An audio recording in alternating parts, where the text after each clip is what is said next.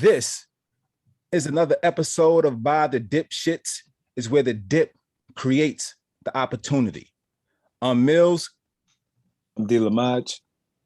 I'm JC. On today's episode, he's from the east side of Detroit, Michigan, a 20-year Air Force veteran, motivational speaker that offers a powerful and inspirational plan to help people overcome any obstacle in their lives and to obtain whatever they want.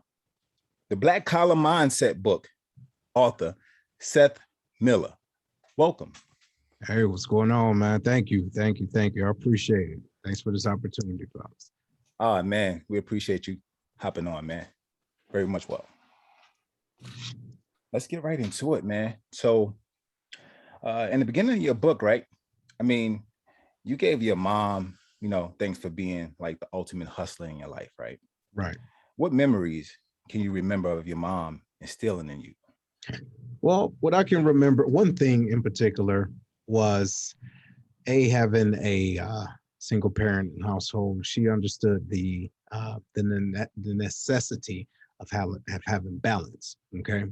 Now, what that mean is raising a child is like a woman will never be able to raise a man, right? You can raise a son, right? But to be a man, they don't embody all of the the molecular structure to translate, if that makes sense. So one thing she did was she wanted to teach me something. This was on a Saturday morning, never forget it. And I would normally get my allowance around that time. And so we went riding. Okay, we just riding in the car, listening to music, just having a good time, talking about a whole bunch of nothing. Okay. And so when she gave me my allowance, I'm like, okay, cool. We got my $20 for the week. It was a deal. Now, we got to a red light. All right. And at the red light, she kind of pulled over. I'm like, what's wrong with the car? She said nothing. She says, you got money? That's the bus stop. Find your way home. Wow. Okay. Now, mind you, I was maybe 13 at this time. I'm like, yo, I'm mad, heated. I was crying. I mean, mind you, this has never happened before. I wasn't paying attention. I didn't know how to, catch the bus. So she drove off. Yes. She said, really? Okay. Wow. And so I'm like, ain't this a bitch? I'm like, all right, bet. So I see the bus coming and I know what to do. I jumped on. I said, hey, I'm trying to go. I knew my street. I said, look, I'm just trying to go home. I gave him $20. He's like, bro, all you got is it. So at this time, let me see, this was like 93. The fare was only like maybe 35 cents, right? So it was like, man, okay, bye. So he gave me this money and everything. He said, all right, well, look, just keep on riding. And then we go turn around. I said, okay. So we riding, and I'm waiting for him to turn around, waiting for the bus to stop and all this other stuff. And he got off and then another bus driver came on. It was just a whole bunch. Anyway, to make a long story short, I spent close to $15 getting home. Okay. This was hours later. This is well in the evening because I did not understand about transfers and things like that. So I finally made it home. And she was there, food and everything, she's like, okay, you made it. And I was mad, heated, livid. All right. Like, really, this is how you do me? I'm crying. You know what I mean? 13, right? So I'm still a little, little green behind the ears. But when she explained it to me, y'all, check this out. I was less than 2 miles away from my house. What? Less than 2 miles. I just wasn't paying attention. You know what I'm saying? I never paid attention because she drove a whole lot of spots everywhere. You know what I mean? We just having a good time and made little errands, here and there. But when she dropped me off, I just wasn't tracking. So what she taught me was to always be aware of my surroundings and always know how to get back home. She built a sense of direction. There it is. Nah, I like that. I teach my daughter that. It's like, pay attention when you're in the car. Always. When you move, you pay attention because you never know when somebody about to drop you off. You never know. And so this is the deal. Now I have a daughter now, 10 years old. And her school is not far away from the house, right? But what I'm doing is I'm dropping her off further and further away from the school. You see? But what she don't know is that I'm watching her. You dig? So I'm watching her get to school, but I'm just watching to see, okay, so has she been paying attention? Because every time we go to school, I say, hey, what do you see over here? What do you see over there? So, but when I finally talked to my mother, getting older, and once I got older, I'm like, yo, that was some heartless shit, that you did. Why would you do that? She said, I knew and I saw something in you that you didn't. And I did not know how to bring it out of you, but I knew that you can do it. So there you go. So, Seth, what prompted you to go into the military? Well, so the high school I went to was Benjamin Oliver Davis Technical High School. Okay, that's the first African-American general in the Air Force. But that high school was on the other side of the Detroit city airport, and so our ROTC was more Air Force. It wasn't Army or Navy like the other schools. But I was doing a lot, not necessarily a lot positively. Like I had good grades, but I was in the streets. It was so crazy because I didn't have to. I was doing it because it was just something to do. And I started getting very, very, very deep into the streets. And then it dawned on me, you know what? I want more than this. And I didn't like to go to school, but I wanted to get out of Detroit. So I just looked at those options. Then when I looked at the military, the Air Force at the time was the hardest. I was like, yep, let me try this. You see what I'm saying? Because if it's not hard to me, I want to make sure it's worth it. If I'm studying, if I'm doing A, B, C, and D, I want to, put that sweat equity in. So that's what made me get into the Air Force. So, but in terms of you saying that it was the hardest, now, what aspect are you saying that from? Like, is it hard to take the test, or is the basic training the hardest? Because from my understanding, I thought the Marines was pretty much the hardest. So check it out. The deal is, so you have to understand this, all the different branches of the government, or take that back, different branches of the armed forces focus on different parts of the person. You see? Right. So I wanted what was most intellectually tough. Got you. So their scores, you had to have a higher score, test scores, to even make it to basic training. Right. You see? But the thing is, I knew it was a mind game. So because I was in martial arts prior to that, and then my mom, so all that yelling and all that ain't mean nothing. What was going to get me to the best position later on in life where I can still keep my sense about myself? And that was it. That was it, the Air Force. Okay. Oh, cool.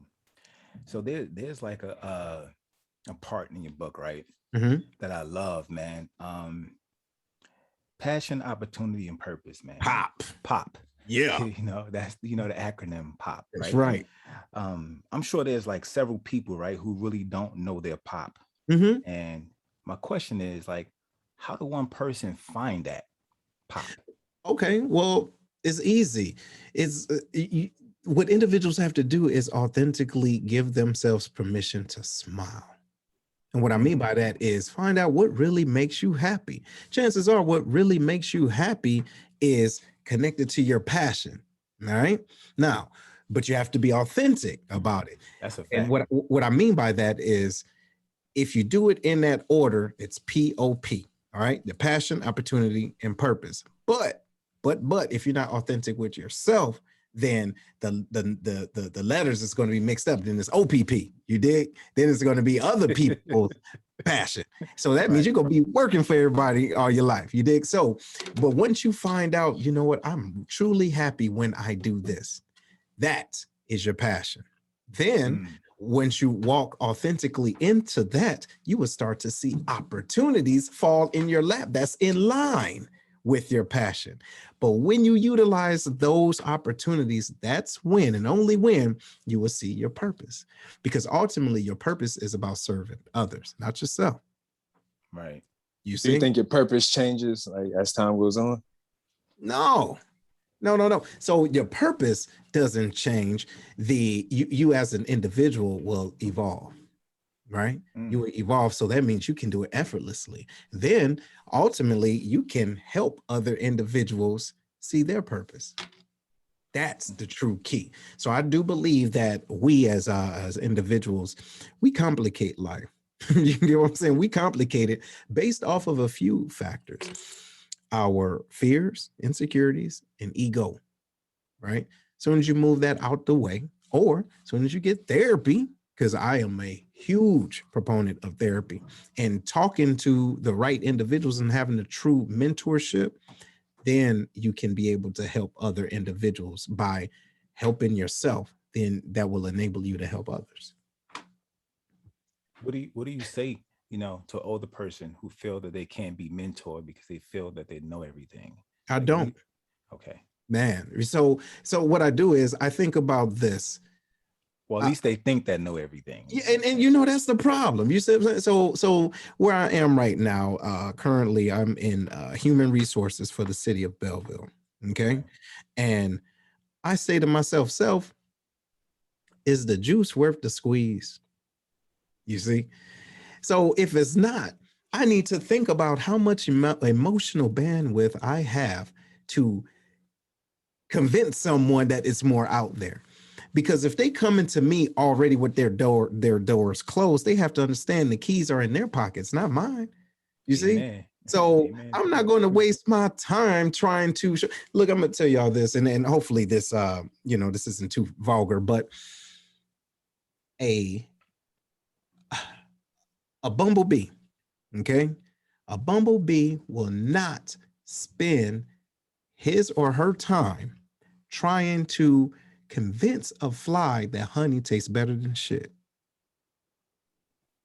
You feel me? Absolutely. So the thing is, if I got the honey and you see me enjoying the honey and I see you in some shit, then look, it's not arithmetic. So if somebody is old and telling me what they ain't gonna do, well, you know what? They already convinced themselves they're not going to. That's a big fact. There it is. That's an absolute big fact. Yeah. Wow. Yeah. And Seth, do you play chess? You know what?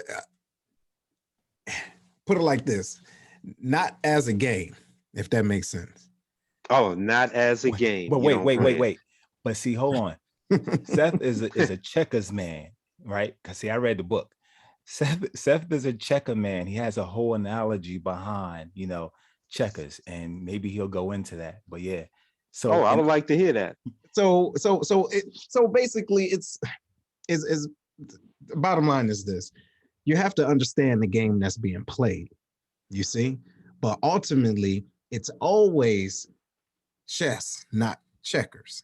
But now if an individual like myself know how to play chess, I need to know how to play checkers. However, I have to understand the dynamics so that I'm not being played by somebody that's playing checkers. You dig what I'm saying? Right. So you do. Yeah. So you do know how to play chess, but you just don't play it. That's right. That's right. So basically, and I don't know if you guys can see me, but what I'm gonna do is I'm gonna kind of illustrate what the book looks like and why the floor have checker pieces on it. Okay. Oh, not checker pieces, but the floor is black and white. The black and white represents life. All right. It's good and evil everywhere based off of what decisions you make. All right. So it doesn't matter. You can't run away from life. It's going to kill you eventually. You dig? So you have that. Now, at the top part of the book is a hand. That hand represents you.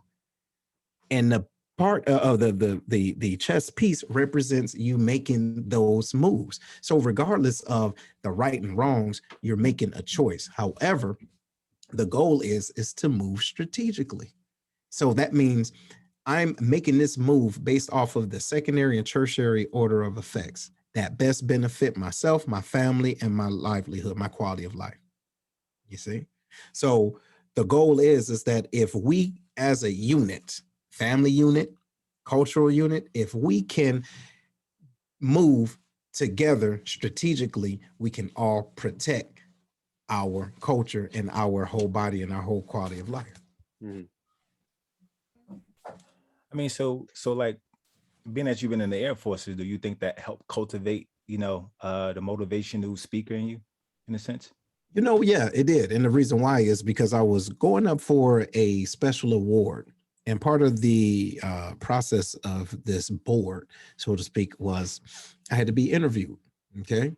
The first thing they asked me was, okay, tell us a little bit about you. At that point, I forgot how to pronounce my name. I was that nervous. I was just about to ask you that. Was you nervous? Yo, I was nervous, incredibly nervous. However, right then and there, I said, you know what? Never again. So what I did was I took the time. First, I had to research, say, where can I go to get better? That's another thing. That's the key. Individuals are afraid of saying what they don't know. See, I'm not afraid of saying it because I want to get better. And I don't want individuals beating me at my own game. So what I did was I did research. Where can I go to make sure I can articulate myself better and at a drop of a dime? Toastmasters. Okay. And come to find out, there was a local Toastmaster chapter at the base. So I said, never again. I started going to Toastmasters. I signed up as, well, first I was just going, then I became a member, then I became an officer, then I became a area director, and then a district director, and then a coach for other clubs. You see? So now no matter where I go, the main thing I can do is more than just communicating. The key is connecting. So I need to make sure that I can articulate myself to the point where it's not just words coming out of my mouth. You feel it. And where did you, and what was the award you was going for?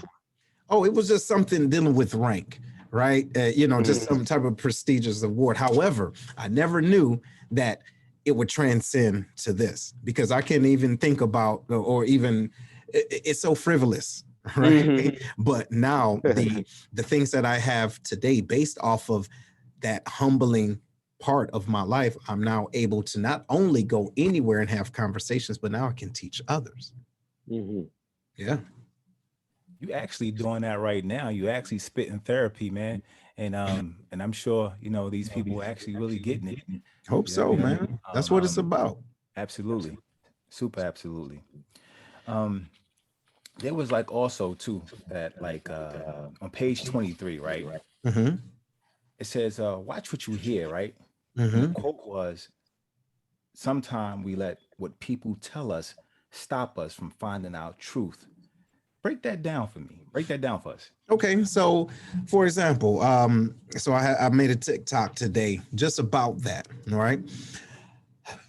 So consider this like a lion. All right. A lion is one of the bravest and the king of the jungle, right? Because of his appetite. Doesn't care how big the elephant is. He's going after that elephant. You dig? He doesn't care how fast that cheetah is. He's going after that cheetah. The thing is that the lion does not listen to the frivolous chitter chatter and petty individuals try to shift their hunger and their desire. You see, the thing is we as individuals have to be determined enough to quiet the white noise. Okay. We got to, because if not, what will happen is we will internalize the narrative and then we start walking in that, meaning we will pick up other individuals' baggages that's not even ours, and then we will attach it to our purpose when it's not. Wow. You see? So we have to watch what we hear. Have to, because when you say it back to yourself, is that that narrative connected to someone else's trauma? Is it connected to someone else's fear?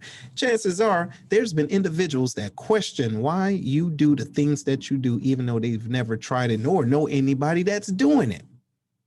But because of the fear that they have inside, they're going to, and look, the thing is, they may feel as though they're looking out for you. You see what I'm saying? They may think they're looking out for you, but they are basically showing their, you see what I'm saying? They're projecting their own fears. Yeah. So who inspired you? Like, who did you look up to as far as as far as the motivation you have right now? Well, being honest, in my neighborhood, my first two mentors was a pimp and a drug dealer. They were cousins. Wow. Straight up. Now, the thing is, I had to learn how to flip it. You dig? So instead of breaking down my community, how do I build it up? So I utilized the game that I learned from that pimp. The thing is that everybody wants something. You know what I'm saying? Everybody wants something. Everybody wants to purchase something. What I want to do is help you to buy into you. You feel me? Right. So I took the game as far as what that pimp said, and then took the product, the way to sell it, as far as packaging my thought process that can help you see the benefit in yourself. Right. That Yep. makes sense. Make total sense. It's crazy though, because when people ask me, they like, wait a minute, like they think that is maybe Eric Thomas or other, you know, high influential individuals that's doing this game. No, it starts from the crib. Right. Okay.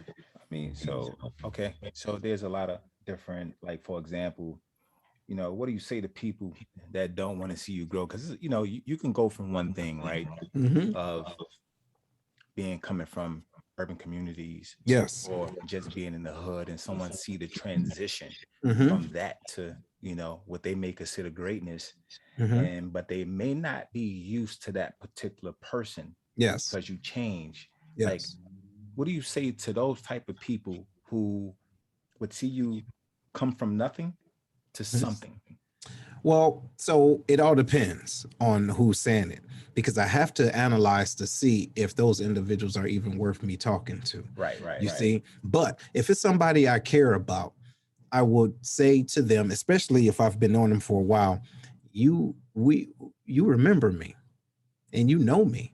Thing is, we both made a decision.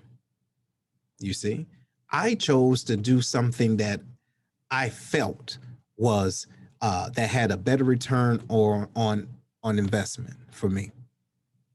You see, now there's some individuals that won't shake or move because they're so risk adverse. They rather do something that's more secure, to me. Everything that's around us, y'all, check this out. Everything that is around us right now, if we was to do a 360 view of our surroundings right now, it's a representations of the conversations that we gave ourselves as to why we deserve what we have. Period. Point blank. You feel me? So if a person asks me, well, you know, I remember this. Why are you doing this? Because I want it. Period. And then I'm not going to stop until either I'm tired or I get what I want. You see what I'm saying? So then I throw the question back on you. What do you want? And then here's another one. Instead of why do you have what you have, the question is, how do you get what you want?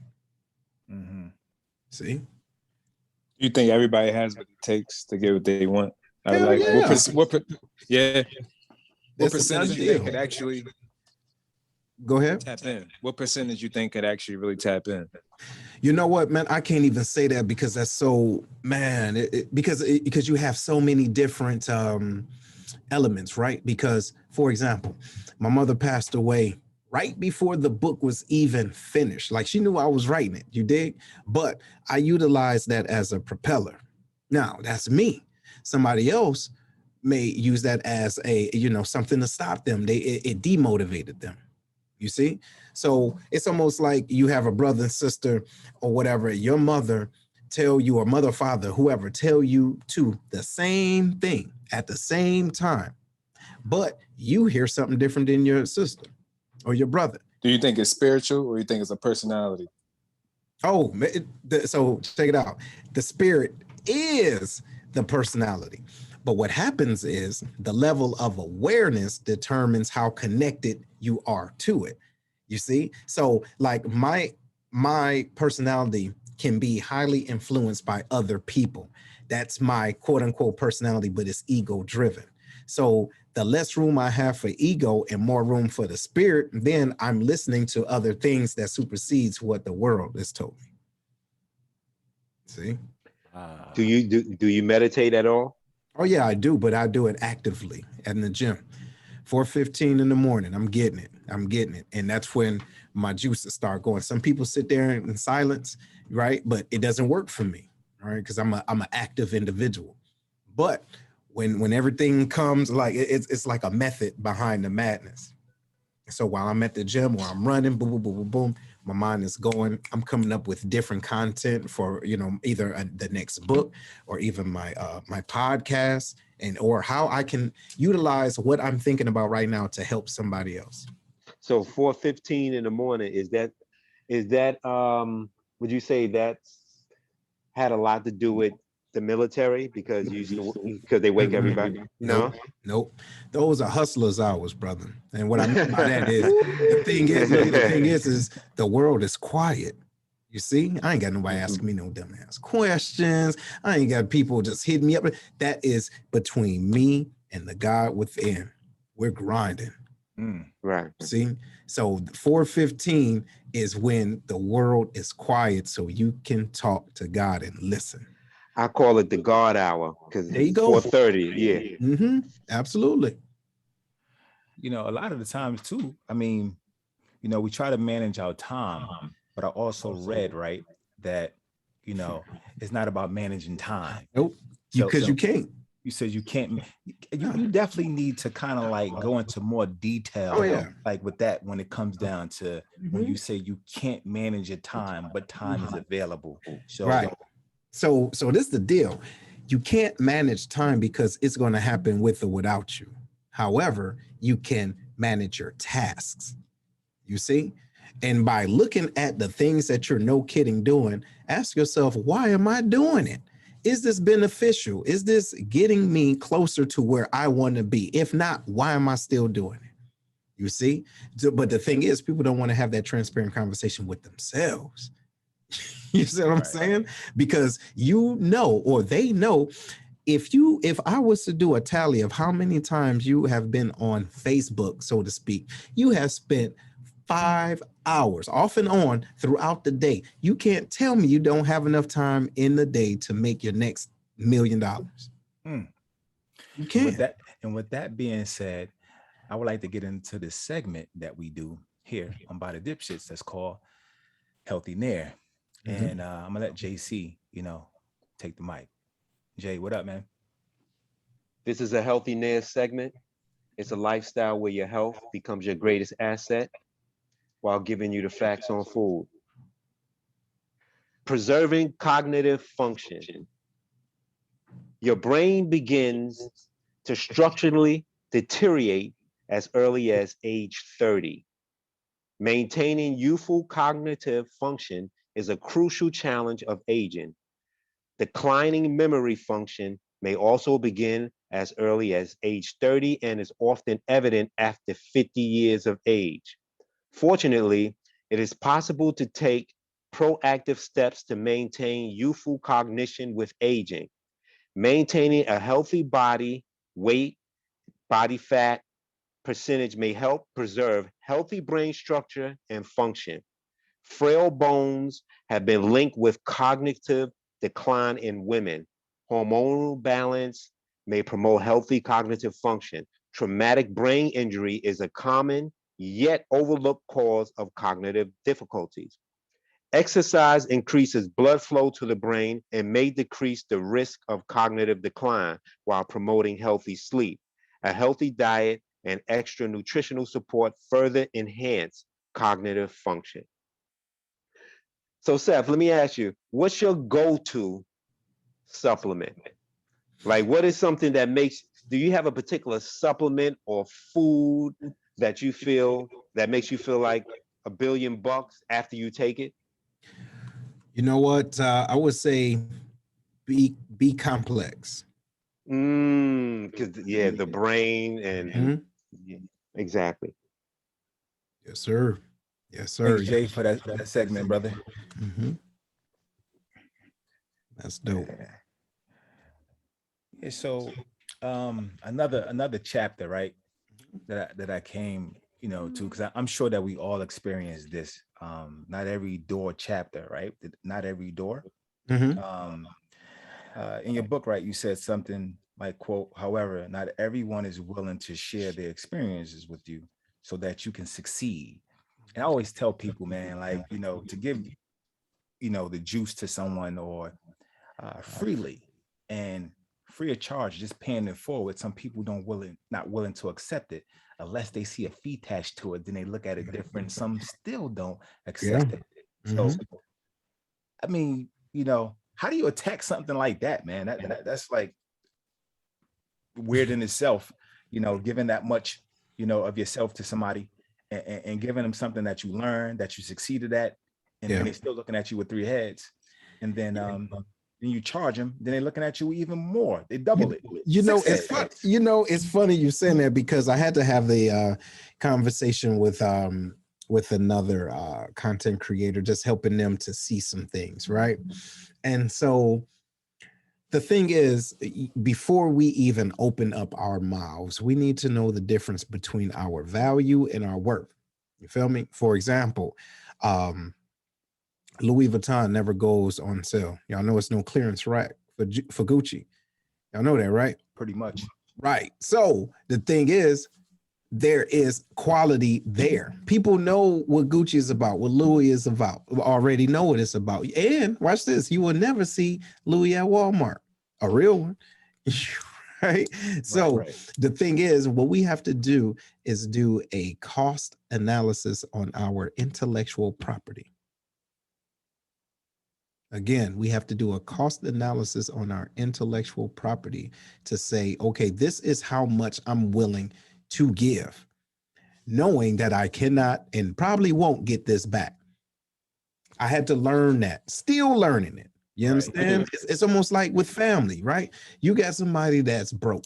They know they broke. You know they broke. They asking you for money. If it's on your heart to give, before you give and before you get your feelings hurt, ask yourself, how much you willing to give, knowing that you won't give it back? Maybe 50. There it is. Give them 15. Now, if they got a problem with that, let that be their problem. But you gave willfully gave it, and you walked away, and it's done dealing. But what happened is, sometimes we give a false level of expectations, because we treat people, watch this, that whole golden rule, treat people the way you want to be treated.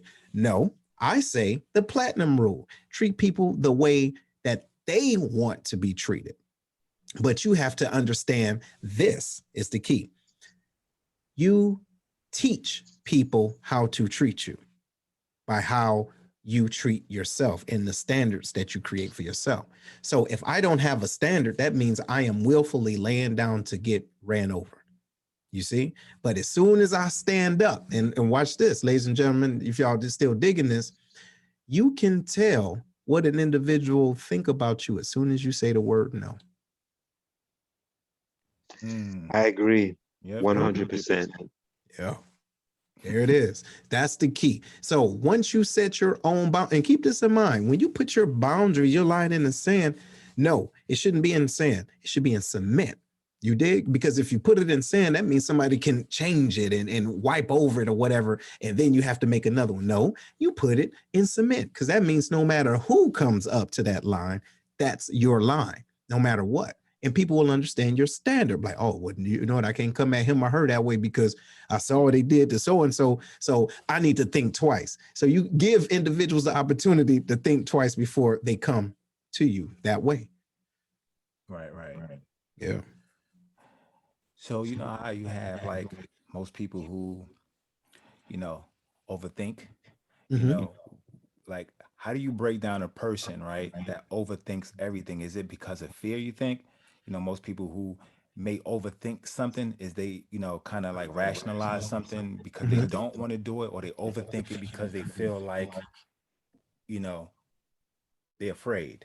I mean, it's kind of, because I got friends that's way that way when it comes down to certain things. That mean overthink to like, wow, they overthink something, man. So no, I dig it. So, man, so again, it all depends on who the individual is and what it is that you want as an individual out of it. Now, don't get me wrong. It's good to have a thinker and a trigger man. You see, right? I'm a trigger man. However, I know how beneficial it is to have a thinker. But Right. when you and the thinker needs to be on the same page, like, look, we're not going to overthink something to the point where now we're stagnant. So the conversation has to be mutual. So look, I know that you're a thinker. I want to give you this and let me know what you think, but we need to execute by this day. Now, that individual needs to know that you're a trigger man. And you, Right. you see what I'm saying? And I'm waiting on you to give me an answer. So don't just overthink and underthink and through think. No, give me your top 5 questions or whatever it is that you're thinking about in order for us to execute. And the thing is, it goes back to the questions, not why can this not happen? Say, how can it happen? Because what happens is sometimes we talk to negative people, see, and they are afraid of possibilities because their vision, the vision isn't clear. And that's cool. But keep this in mind. God gave you the vision. And it may not be 100% clear to you, but it's your responsibility to vibe with your tribe. You see? Because you may have a thinker that's still a hustler. Right. You know, that makes sense. That You makes see? sense. But like, I'm a trigger. You know what I'm saying? I'm a trigger guy, man. Yeah, me too. Yeah. And yeah, because like we can go like hang out somewhere, go shopping, Yeah. and it's overthinking even purchasing something that they like. I'm like, bruh, is See? that serious? Hey. I don't know if that's an issue or problem, but it's deep. You know what I'm saying? No, I dig it. And you know what? Sometimes it's deep for them. The only thing I suggest to is Right. For them, it's deep for them. But hey, it's almost like cooties. Don't catch it. Because the thing is, because what I'm saying is, what happens is those individuals will be thinking so long and hard. Then you start thinking, well, damn, maybe I should start thinking long and hard. And what happens is now you become mentally stagnant. And then you second guess. It's almost like taking a test. The tests that you take and the answers that you erase and then you make something else, they were wrong. They were right at first, but you second guess yourself. So the thing is, there's times when a lot of times that inner voice knows more about you and your potential than you do, if that makes sense. So we second guess ourselves, and those other people sometimes second guess themselves because of their upbringing, because of what happened wrong with them or what they saw somebody do and it didn't work out right. So now they're trying to navigate that, right? It happens in neurons. That's what's happening. Right. So the neurons is trying to find different routes to stay safe. You understand? But when you're dealing with a trigger man that's like, okay, look, I don't know what's going to happen, but let me find out so that I can learn from it. That frightens individuals that's so risk adverse. You see, it frightens them. That makes sense. And I'm putting that together in a sense because, ultimately, I must say that person, could be definitely scared, without saying it, just their actions and how they move with certain things. So I probably can agree. Yo, check it out. Real talk. My wife the same way. So what I do is there's only certain things that I can talk to her about, because if I talk to her about as much as I think and as much as I execute, half of the things that I've already accomplished, I would not have had, because it would have almost scared me half to death to even do it. So I had to make sure there's certain things in certain times that I tell her about things. So there's certain things I tell her about them after it's already 95% done. I'm like, hey, just letting you know, this is about to happen next week. Oh, I ain't know, blah, blah, why you ain't tell me? I was just busy. So I had to do that. But the thing is, because I know that she is so analytical to a fault sometimes, and then that makes me second guess myself. You see? And so I already know internally, like, yo, you've been dreaming about this. Why don't you just do it? Because you don't know what's going to happen. You feel me? And so when I do things that way, and she don't like it, but whatever, she's still here. So but when I do that, then she see the benefits from it. She just don't like not being included. So, hey, you got to pick your battles. Yo, I truly believe in that for sure. I mean, you also got those people too that ultimately look for validation, right? Friends and loved ones, right? Yes. Et cetera. Do you think you know, they were conditioned that way in a sense.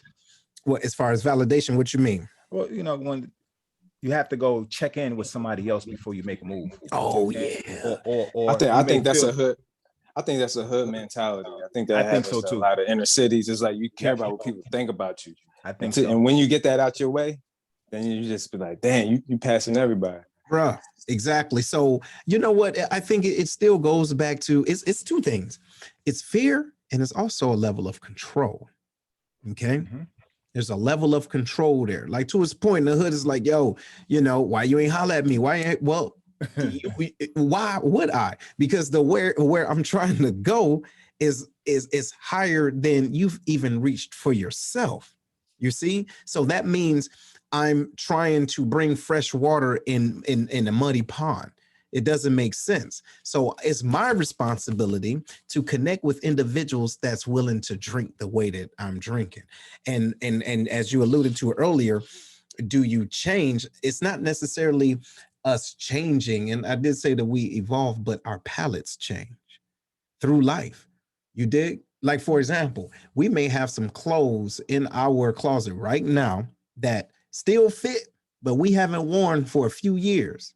So the question is, why do we still have them there? Is it for the memories? Okay, you just by getting rid of them, you're not going to lose memories, right? But what you're doing is you're making space for quality suits, quality tuxedos, quality things. So it's our responsibility to remove the mess that no longer serves us.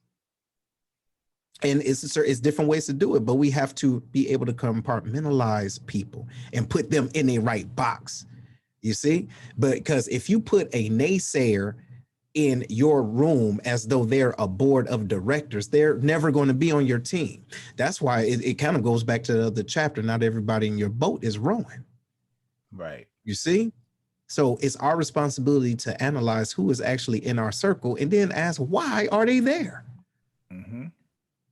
And if they are there because you love, like, and trust them, cool. You ain't got to throw the baby out with the bathwater, but give them something to do. And so that they're busy and not infiltrating and sabotaging your goals and your dreams. Absolutely. Absolutely. I mean, you got a quote, man, and that I have to ask you, right? Never stop. Do what's right no matter who's looking. Yeah. Break it down. All right. So in the book, if talked about my sister, not my sister, my daughter. Mm-hmm. Right. We was at the grocery store. She, like I said, she had these Afro puffs and everything, and you know, just waving and everything, waving at everybody, right? Waving at everybody. And oh well, no, actually take that back. That was Keep It Pushing. I'm sorry. So I'll talk about that another time. But never stop. The deal is we cannot wait for external validations just to say that we're doing a good job. Okay. There's individuals that have already spoken life into us, told us even when we were young that we were going to be somebody. Okay. They saw something in you that you didn't.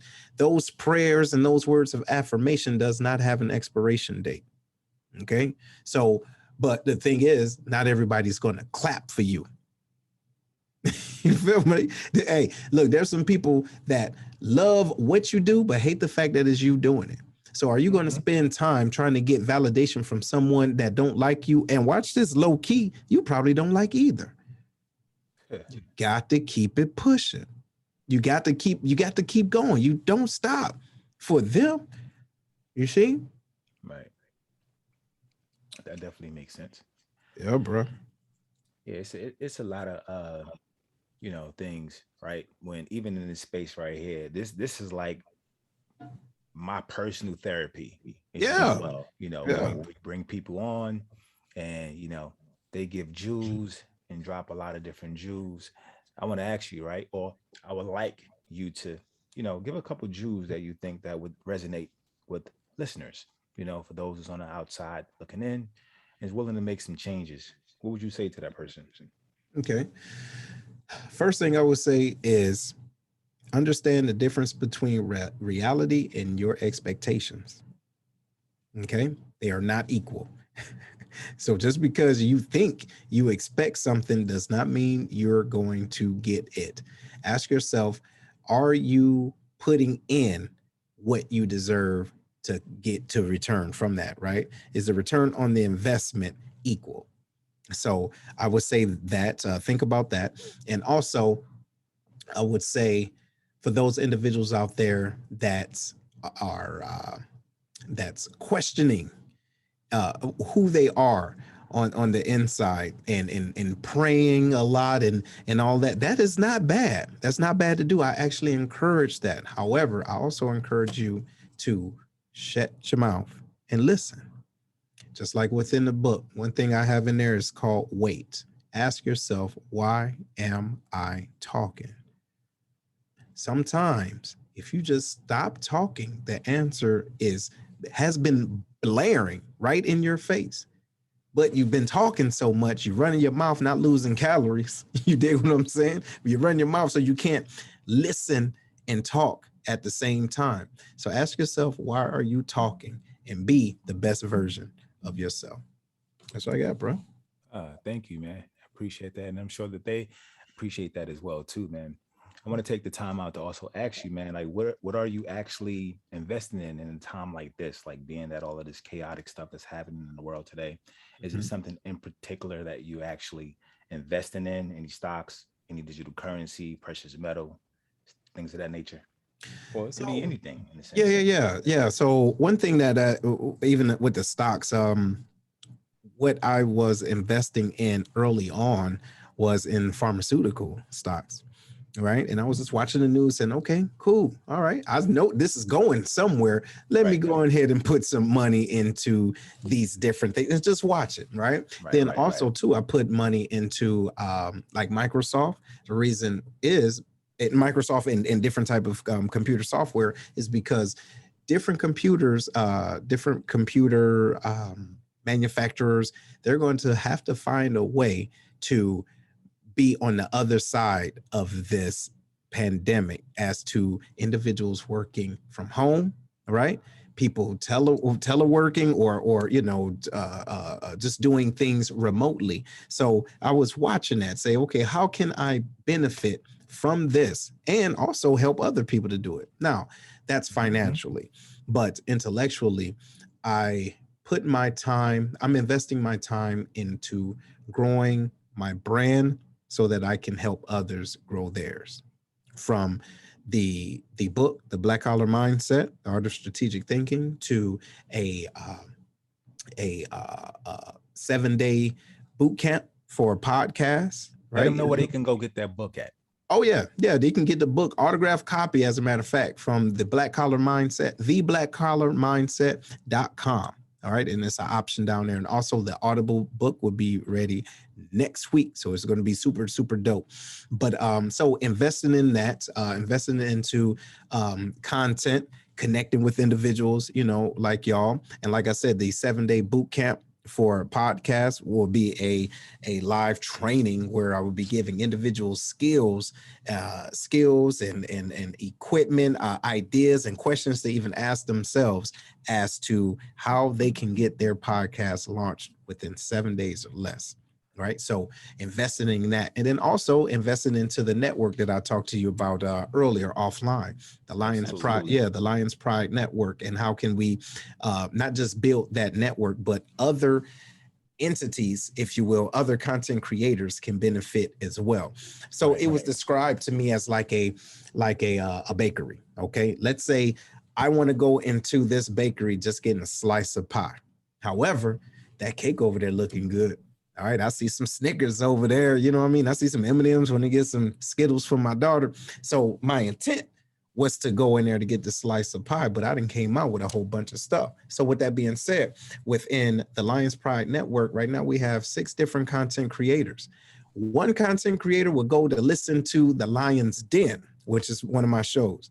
But they may hear the Lioness Lair, which is another show with females on there, all females, like, oh wow. And then they may hear somebody else that's selling some stuff, and okay, cool, I wouldn't mind buying that. So now they're going into one-stop shop on demand. So it's on Roku and Amazon Fire, and everybody can benefit from all over the world. And that's what I'm investing in.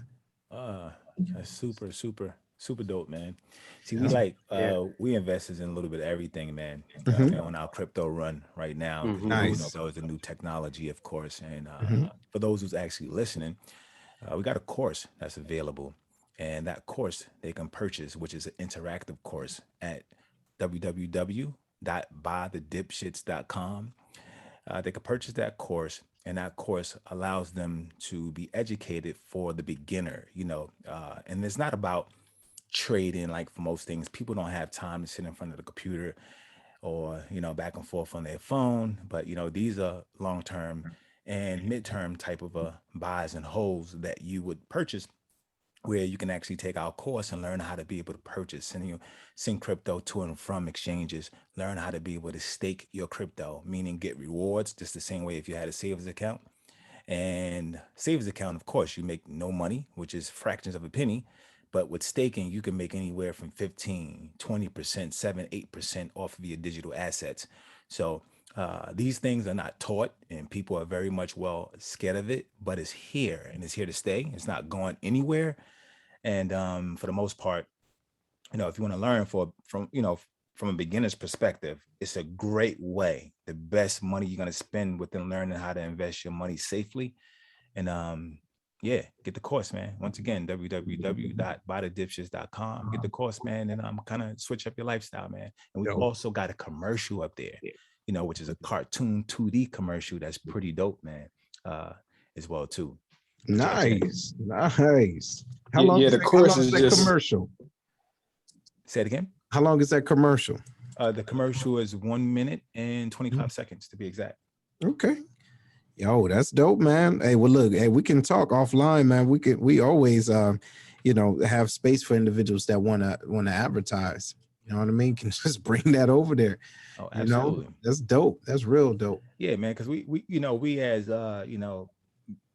Black men, and for those other people, not just Black men, but people who just want to learn how to invest their money. And for the most part, let me speak for myself. I don't come from a wealthy family, and those who know how to speak those terminologies within the finance world. So to teach myself and be able to regurgitate that back out, to give it to somebody. And originally I've been teaching it for free for 4 years, 5 years for free, just giving the information away. You know what I'm saying? Just freely, just because paying it forward. It's a part of my gift. But to spread yourself thin, you can't teach everybody by word of mouth. That's right. So myself, JC, and D. Lamage just decided to say, yo, listen, let's put together a course, man. Let's give these people what they're missing. They're missing something, and they're missing how to be able to get great returns on something that we know that because we are doing it and we're successful at it. So now they should try it out. We're not financial advisors, but we're just showing you how it could be done. You know what I'm saying? How it can be done in a short time, midterm time, or long term. It depends on how you feel with getting into these new assets. It's almost similar to when the internet first started. When the internet first started, people were scared, like, I'm not sending my mail over this crap. I don't know what this is. Right. So it's the same thing equivalent to what's going on right now. This stuff is about to be forced on you if you don't know it. And people are gonna be really shocked. It's about to be a wrap. And it's quiet. When stuff is sneaky and quiet, you gotta start paying attention to where the money going. If you don't know where the money going right now, you're on Instagram and just scrolling, you got backtrack. See, because people moving money, things is happening, and a lot of people about to get left behind. I don't want that to happen. Oh yeah, I get it. No, that's dope, man. That's dope. That's super dope. Absolutely. Well, Seth, we really appreciate you. I would love for you to give your social media, let everybody know where they can find you, other platforms, because I purchased the book on Amazon. Let everybody know exactly where they can get the book and where they can find you and where they can reach out to you if they would love for you to come to their communities or to their organization to speak. Okay, too easy. All right, ladies and gentlemen, and look, first of all, I want to say I appreciate this, y'all. This is a dope opportunity, man. We got to do it again, and I would really like y'all to come on as a guest on the Lion's Den, and that would be one of the outlets, right? So if you go to Facebook, put in the Lions Cast, okay, the Lions Cast. So www.facebook/ or no, yeah, facebook.com/ the Lions Cast, or you just put in the Lions Den with Seth. You can see that if you Google it, the Lions Den with Seth it'll all come up, and then different content. So and then also if you go to Amazon Fire or Roku, just look for Lions Pride Network. All right. Lions Pride Network, and it'll pop on up. And but yeah, if you Google it, it's so funny, y'all. This is not sounding braggadocious, but if you were to Google Seth A. Miller, right? Seth Miller or Seth the Speaker, you'll see all the content, everywhere that I'm at. And if you want to get a book, especially an autographed copy, again, go to the blackcollarmindset.com. All right. And there you'll be able to, sign up for emailing lists. And if you're interested in starting your own podcast and getting it popping, right, and a visual podcast, like just being on a platform, or if you want to have a visual blog, that will be the course to jump on. That's going to be available soon. So once you go to setthespeaker.com or anywhere that I can get your email address, you will be notified soon, real soon. But no, thank y'all for this opportunity, y'all. Nah, man, we definitely appreciate you hopping on. Yeah. And nothing when it comes down to, bragging. That's definitely not the case. That's for most people who don't really understand, you know what I'm saying, what real juice is. You know what I mean? They should learn and take it from somebody such as yourself. You know what I mean? JC, D. Lamage, any closing words? Seth, I appreciate your motivation, man, and glad to have you on. No doubt.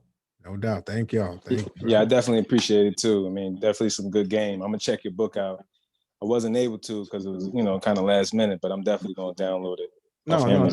No doubt, man. Get it in, get it how you feel, and hey, just pay it forward. You know what I'm saying? And all of my information is in the book too. So if individuals is interested in me coming out, hollering at them, or doing it virtual, it's light work. It's light work. And also too, like I said before, I'm the HR director for the city of Belleville, so I'm able to give different game when it comes down to the HR realm on leadership. Belleville, New Jersey? No, Belleville. Oh, I'm sorry, Belleville, Illinois. So it's BELLEVILLE. Yep. Belleville, Illinois. I just want to say, man, my closing words, man, I'm definitely truly tapped in. I mean, after reading the book, I just got it Thursday. I thought it was going to come today, Friday, but I got it a little bit earlier than what was expected, man. And reading it, I just know off the rip, man, just, a quick testimony is like that book pretty much, for a person like myself who's already highly motivated, right? It just gave me an extra, step up the step reading, just where I got up to, like around page 80, I think between 80 and 79, somewhere around there. And it already gave me extra motivation and extra fire, extra, rocket fuel just to go to that next level, man. So I definitely appreciate it coming from me, just reading the book, because I'm not too much of a reader like that. But, so many things, man. Sometimes you just got to pick up a book and really see what's inside of it. And I truly needed it. That was a picker up, man, straight up. So I definitely appreciate it. Oh man, no doubt. And you know what? That's another thing too. That was another reason why I wanted to do the Audible book, because I know we're busy and people don't, go through the book like that. But and again, it's not a hard read. It's an easy read, but a hard look within. You know what I mean? To Absolutely. ask you those questions, like, are you really doing and operating the best self? At your best self. If not, then you're the problem, not everybody else. You know what I'm saying? Absolutely. Absolutely. You can find us on Buythedipshits on Instagram, Facebook, YouTube, and all other social media. We appreciate y'all guys. If you guys want to get interviewed, you can definitely email us at buythedipshits@gmail.com. And this has been another episode of Buy the Dip. Peace.